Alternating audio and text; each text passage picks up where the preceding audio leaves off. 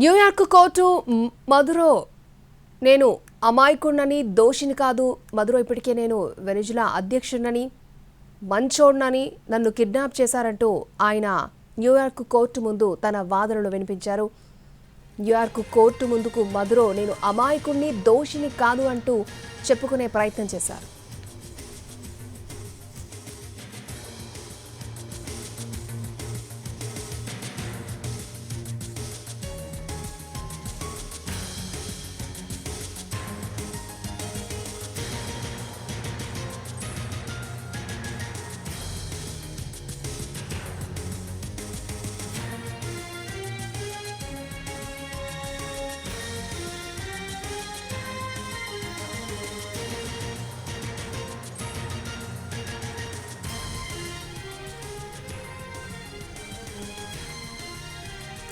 New York court ముందుకు మధురో తన వాదనలు వినిపించుకున్నారు. నేను అమాయకుడినని దోషిని కాదు అంటూ చెప్పుకున్నారు. ఇప్పటికీ నేను వెనిజులా అధ్యక్షునని ప్రకటించుకున్నారు మధురో. నేను మంచోడిని, నన్ను కిడ్నాప్ చేశారంటూ ఆయన మాట్లాడడం జరిగింది.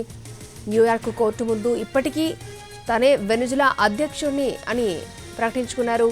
నన్ను కిడ్నాప్ చేశారు, నేను మంచోడిని అంటూ చెప్పారు. సో అమెరికా మధురోని ఆయన భార్యని అదుపులోకి తీసుకున్న విషయం తెలిసిందే. సో దీనిపై అమెరికాలో భిన్నాభిప్రాయాలు వ్యక్తమయ్యాయి.